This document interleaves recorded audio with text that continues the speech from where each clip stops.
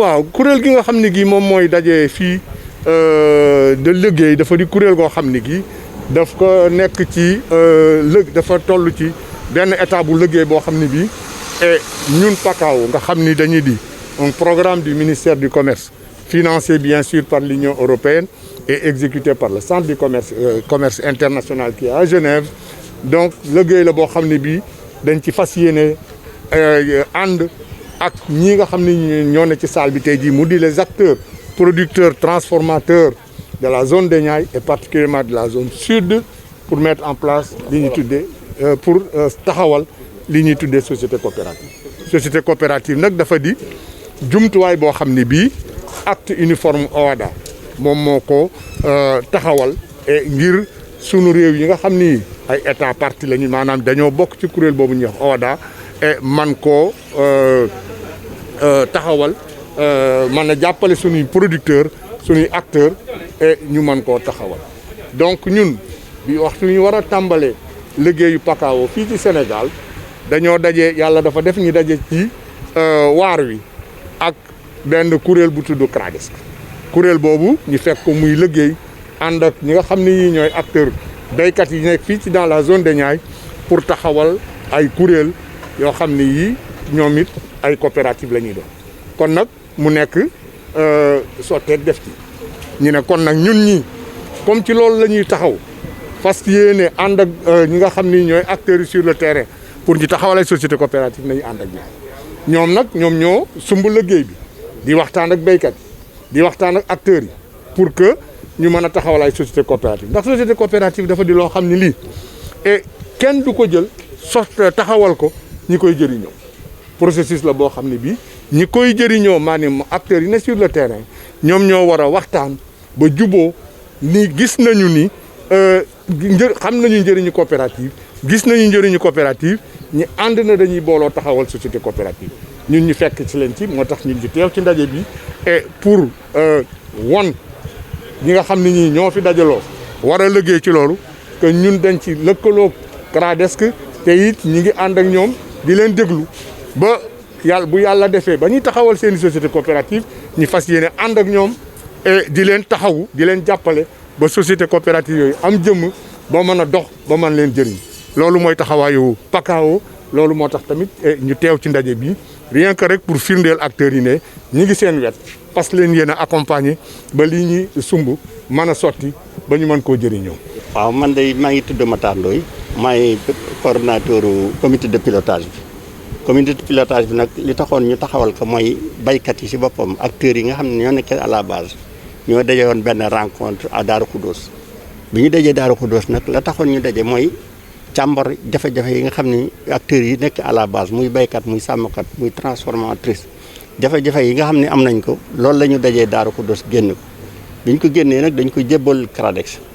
bi ñu ko jébbalee CRADES nag moom li mu leen wax mooy yaakaar naa ni day loolu baax na mais li ñu sañoon ñu yaatal ko dans toute la zone des Niayes ci loolu la ñu organiser beneen rencontre à Thiès aux acteurs yi nga xam ni xam nañ leen ci zone des Niayes ñi def yëkkat muy organisation paysanne bi ñu dajee nag li ñu defoon à Darou Khoudoss la ñu gën a yaatal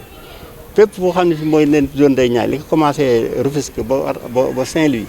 ñu xool jafe-jafe yi nga xam ni organisation paysanne yi baykat yi am nañ ko sàmmkat yi nappkat yi am nañ ko ñu génn ko bi ñu ko génnee nag dañoo jën ay recommandation teg yaakaar nañ ne de lii mooy saafara yi lii mooy saafara yi lii mooy saafara yi bi ñu ko defee nag am na si ñaar yoo xam ne ñoo gën a fës muy taxawal ay coopérative ak benn cadre de concertation coopérative mooy bras politique mooy bras économique bi cadre bi mooy bras politique bi li tax ñu def ko nag mooy dañoo seetlu ni organisation paysanne yi nekk zone des Niayes bari na macha allah kenn ku nekk yaa ngay jëf fa nga nekk mais dafa am lu des loo xam ne benn organisation mënalu ko boppam il faut ñu boole suñuy doole soog a mën a taxawal yenn yi loolu nag moo tax ñu créé foofa si Thiès benn comité d'initiative boo xam ne bi dans la zone des Niayes la ñu tànn fi 9 personnes boole ko ak 4 agents encadrés yi fi nekk muy 13 personnes loolu ñooy comité d'initiative bi léegi nag si la ñu ni liggéey loolu de li ñu sant liggéey ko dans la zone des Niayes du yomb si la ñu def benn découpage rek boo xam ne dans la zone des Niayes li ko commencé Rufisque ba Noto mooy zone sud boo passé Noto ba Kara ngay dem Passe Boy mooy zone centre li ko commencé Lompul ba Ndar mooy zone nord zone bu su nekk rek dañ fa taxawal benn sous-copile boo xam ne bii liggéey bi moo si dimbali copile bi liggéey bi nag weesuwul maanaam recenser toutes les organisations paysannes bu su nekk na nga def benn diagnostic bu xóot a xóot xool ndax lii ñu bëgg a taxawal méngoo na ak la ñu bëgg a def wala déet. après cela léegi nag la ñu xool nag vraiment acte OHADA acte uniforme OHADA bi nga xam ne suñu consultants yi ñu ngi ànd ak ñun ñu expliquer ñu bu baax a baax acte boobu lan moo si ne. nag si la ñuy indi ñun suñu proposition ni acte bi de li mu wax nii lii mooy si suñu xalaat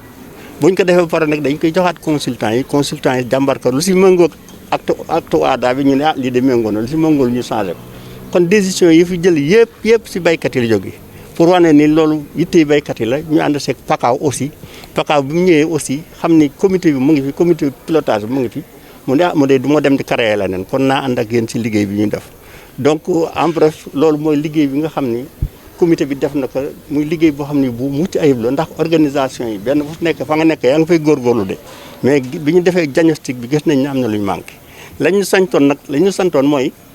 nañ fexe ba rëq-rëq yi nga xam ni constaté nañ ko organisation yi daa ko am loolu mu bañ a am li nga xam ne ay ngëneel la yoo xam ne organisation yi doon nañ ko def muy lu baax loolu ñu yóbbaale donc lu daal moo di liggéey bi nga xam ne moo ñu sas ñu fexe ba kenn duñu yëguma ko ñëpp yëg ko muy autorités yi nga xam ne ñoo nekk si gox bi muy producteurs yi muy ñuy transformer ñëpp daal ku si nekk def nañ la informé nañ la tey ji nag dana war a ñëwaat tey pour que kuréel yooyu ñu oo leen liggéey bi ñu liggéeyeen ñu wersi leen ko delloo leen liggéey bi ñu joxe seen xalaat bu ñu ci jógee nii nag la ñuy dem ci assemblée générale yi loolu mooy liggéey bi nga xam ne moo ñu. Merci président. Aujourd'hui, nous sommes ici dans le cadre d'une activité, c'est-à-dire d'un atelier de mise à niveau des organisations de producteurs sur un peu le processus de mise en place des sociétés coopératives. Nous avons constaté il y a de cela 14 mois que dans la zone des Niayes, lors d'une activité qu'on avait organisée à Darou Khoudoss, qu'il y a de sérieux problèmes pour le fonctionnement ou bien même l'efficacité des organisations de producteurs que nous avons dans la zone des Niayes, qui joue un rôle extrêmement important cette zone du point de vue production horticole.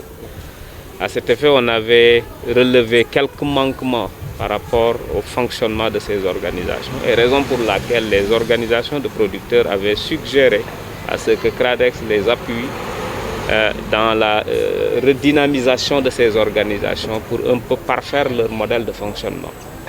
Ce qui a été fait, et à cet effet, il a été proposé la mise en place de sociétés coopératives qui pourraient être une alternative par rapport à tous ces manquements. Chemin faisant, nous avons rencontré un programme de l'État piloté par le ministère du Commerce, PACAO, programme d'appui à la compétitivité en Afrique de l'Ouest, et qui avait les mêmes ambitions que nous, c'est-à-dire mettre en place des sociétés coopératives, les accompagner jusqu'à au moins qu'elles parviennent à avoir un certain niveau de maturité. Et c'est à cet effet qu'on avait jugé nécessaire de collaborer avec ce programme de l'État PACAO. Et suivant cela, nous avions mis en place un comité de pilotage qui était chargé de travailler sur des actions de sensibilisation, sur des actions de plaidoyer pour un peu et de mobilisation des organisations de producteurs autour de cet objectif. Après plus de 9 mois de travaux de ce comité, nous sommes aujourd'hui à la fin du processus, c'est-à-dire de partage des résultats des travaux, mais également de prise de décision par rapport à ce qui doit être fait concrètement au sein de ces sociétés coopératives en termes d'organisation, de part sociale, le montant,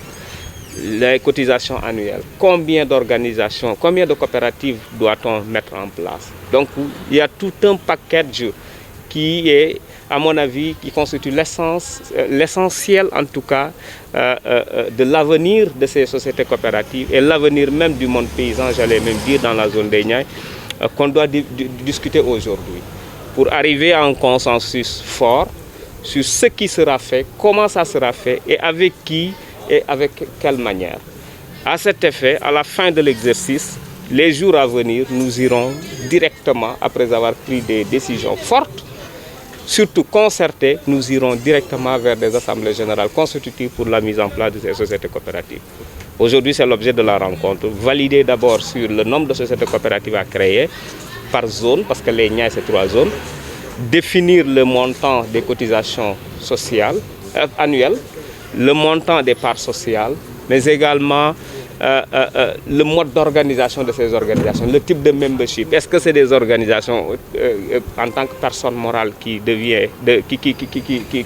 seront des membres, ou bien est-ce que c'est des personnes physiques qui seront des membres? Donc tout ceci doit être décidé aujourd'hui.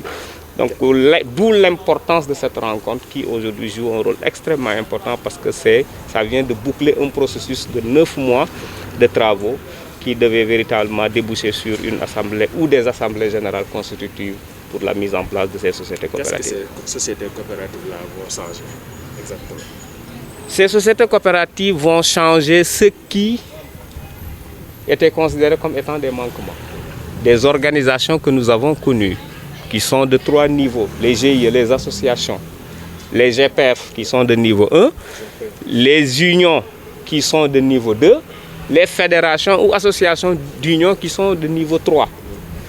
Le constat est qu'il y avait un problème d'accès aux intrants agricoles, un problème d'accès au matériel agricole, un problème de transformation de la production, un problème de conservation, un problème d'écoulement. De commercialisation. C'est écoulement ou commercialisation. Donc, raison pour laquelle aujourd'hui on a jugé nécessaire, parce que l'objectif d'une coopérative agricole, c'est de faciliter tous ces manquements. Donc aujourd'hui, la valeur ajoutée de ces coopératives, c'est de répondre à ces manquements. Donc raison pour laquelle on estime que véritablement on est en train, en quelque sorte, de répondre aux difficultés que le paysan ou les producteurs sont en train de vivre dans la zone des Niayes, à travers, bien entendu, ces sociétés coopératives.